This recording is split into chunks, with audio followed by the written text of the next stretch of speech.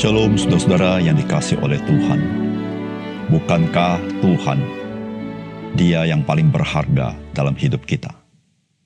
Dialah yang menciptakan kita, Dialah yang memelihara kita dengan menyediakan berkat-berkat yang kelihatan maupun tidak kelihatan.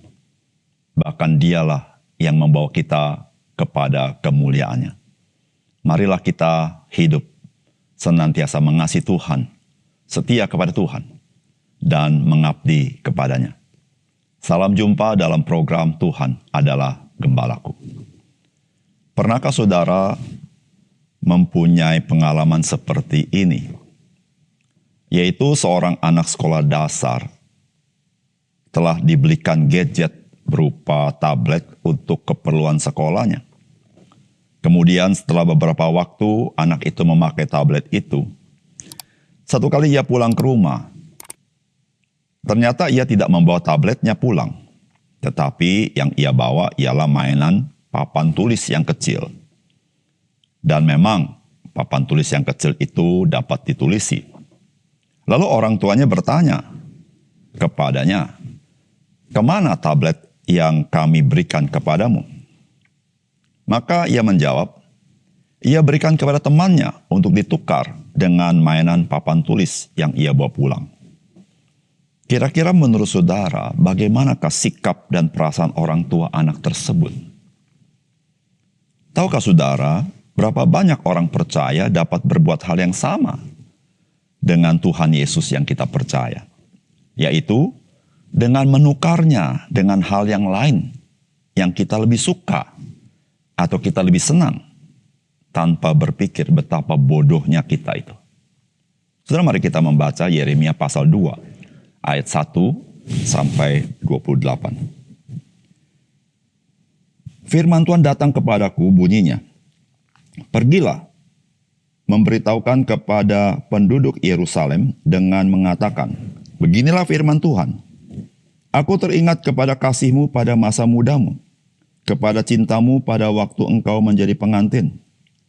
Bagaimana engkau mengikuti aku di padang gurun, di negeri yang tiada tetaburannya. Ketika itu, Israel kudus bagi Tuhan, sebagai buah bungaran dari hasil tanahnya. Semua orang yang memakannya menjadi bersalah, malapetaka menimpa mereka. Demikianlah firman Tuhan. Dengarlah firman Tuhan, hai kaum keturunan Yakub, hai segala kaum keluarga keturunan Israel. Beginilah firman Tuhan.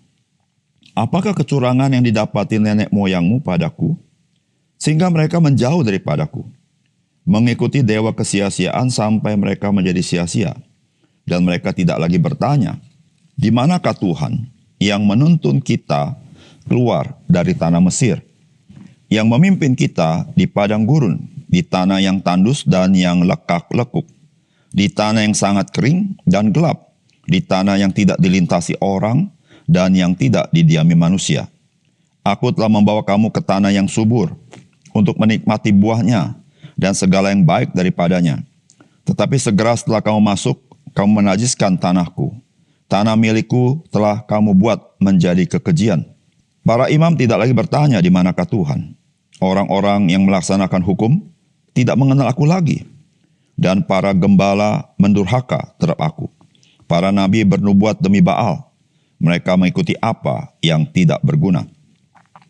Sebab itu aku berbantah lagi dengan kamu, demikianlah firman Tuhan.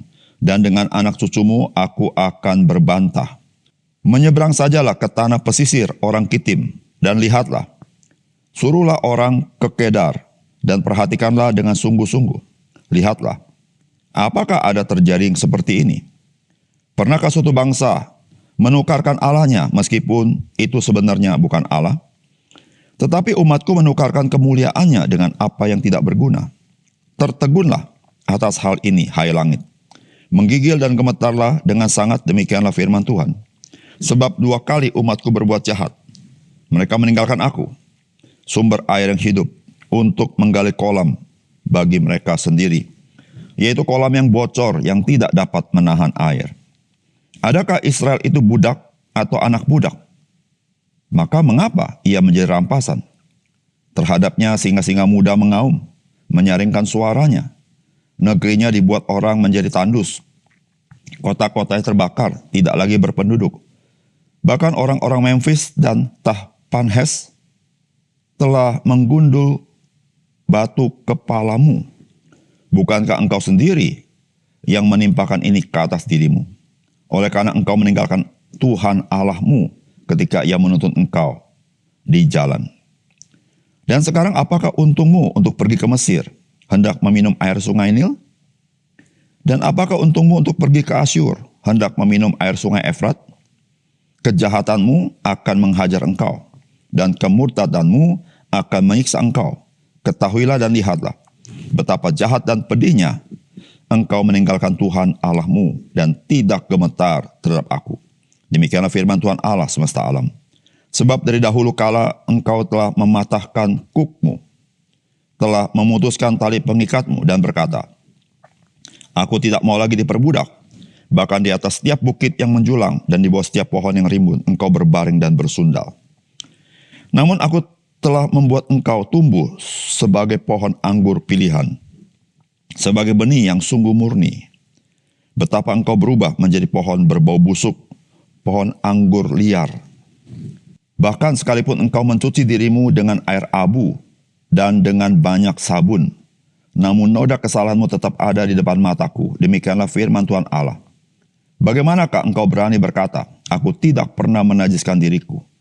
Aku tidak pernah mengikuti para Baal. Lihatlah tingkah langkahmu di dalam lembah. Ketahuilah apa yang telah kau lakukan. Hai unta betina yang ringan kaki, yang berlari-lari kian kemari, yang melepaskan diri lari ke padang gurun karena ingin menghirup udara. Siapa yang dapat menahan nafsunya untuk berjantan? Semua yang mencari dia tidak usah berlelah. Mereka akan menemukannya dalam musim berjantan. Jagalah supaya kakimu jangan tak bersepatu, dan supaya kerongkonganmu jangan haus. Tetapi engkau berkata, percuma saja, percuma. Sebab aku cinta kepada orang-orang asing, jadi aku mau mengikuti mereka. Seperti malunya pencuri apabila kedapatan.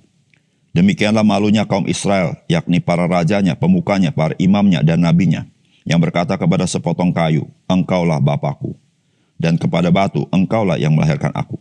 Sungguh, mereka membelakangi aku dan tidak menghadapkan mukanya kepadaku. Tetapi pada waktu mereka ditimpa malapetaka, mereka berkata, bangkitlah menyelamatkan kami. Di manakah para Allahmu yang kau buat untuk dirimu? Biarlah mereka bangkit, jika mereka dapat menyelamatkan engkau pada waktu malapetakamu. Sebab seperti banyaknya kotamu, demikianlah banyaknya para Allahmu, hai Yehuda. Saudara yang dikasihi oleh Tuhan, bangsa Yehuda telah melupakan apa yang telah Tuhan lakukan bagi mereka, yaitu membebaskan mereka dari perbudakan Mesir dan memberikan kepada mereka tanah perjanjian yang subur. Dan mereka meninggalkan Tuhan. Dan mereka berbalik untuk bersandar kepada Mesir yang dulu pernah memperbudak mereka. Saudara, perbuatan mereka ini dikategorikan jahat di mata Tuhan dan menyakitkan hati Tuhan. Sehingga disebutkan bahwa mereka berbuat jahat dua kali. Pertama-tama, mereka meninggalkan Tuhan. Yang kedua, mereka mengambil sesuatu yang tidak dapat diandalkan. Bukankah hal itu sangat menyakitkan hati Tuhan? Saudara, apakah pesan firman Tuhan bagi kita? Yang pertama, Tuhan mengingat akan kasih kita kepadanya. Dan tak pernah Ia melupakannya. Bahkan jikalau kita melupakan akan kasih-Nya kepada kita. Saudara, firman Tuhan berkata begini. Pergilah, memberitahukan kepada penduduk Yerusalem dengan mengatakan, beginilah firman Tuhan. Aku teringat kepada kasih-Mu pada masa mudamu, kepada cinta-Mu pada waktu engkau menjadi pengantin. Bagaimana engkau mengikuti aku di padang gurun, di negeri yang tiada tetaburannya. Ketika itu Israel kudus bagi Tuhan, sebagai buah bungaran dari hasil tanahnya. Semua orang memakannya menjadi bersalah. Malapetaka menimpa mereka, demikianlah firman Tuhan. Dengarlah firman Tuhan, hai keturunan Yakub. Hai segala kaum keluarga keturunan Israel, beginilah firman Tuhan. Apakah kecurangan yang didapati nenek moyangmu padaku, sehingga mereka menjauh daripadaku, mengikuti dewa kesia-siaan sampai mereka menjadi sia-sia? Dan mereka tidak lagi bertanya, di manakah Tuhan yang menuntun kita keluar dari tanah Mesir, yang memimpin kita di padang gurun, di tanah yang tandus dan yang lekak-lekuk, di tanah yang sangat kering dan gelap, di tanah yang tidak dilintasi orang dan yang tidak didiami manusia. Aku telah membawa kamu ke tanah yang subur untuk menikmati buahnya dan segala yang baik daripadanya. Tetapi segera setelah kamu masuk, kamu menajiskan tanahku, tanah milikku, telah kamu buat menjadi kekejian. Saudara yang dikasihi oleh Tuhan, apa yang kita baca hari ini adalah bagaimana Tuhan menyatakan betapa Tuhan mengasihi umatnya. Dan Tuhan bukan saja mengasihi umatnya, tetapi Tuhan yang mengasihi, Tuhan mengingat akan kasih umatnya yang telah mereka lakukan pada masa lalu. Namun sekarang mereka telah melupakan kasih Tuhan itu.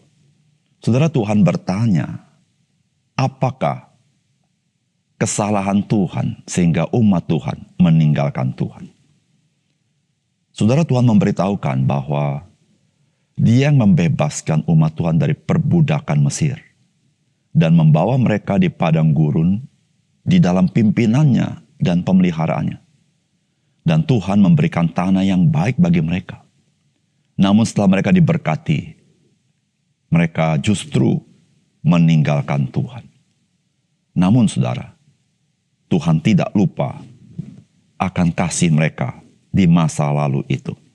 Saudara, dari firman Tuhan ini, saudara, kita mendapati bahwa Tuhan kita adalah Tuhan yang mengingat akan kasih kita kepadanya.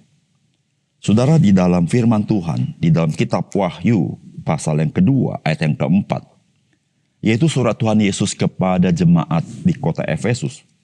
Tuhan berkata begini, namun demikian aku mencela engkau, karena engkau telah meninggalkan kasih-Mu yang mula-mula.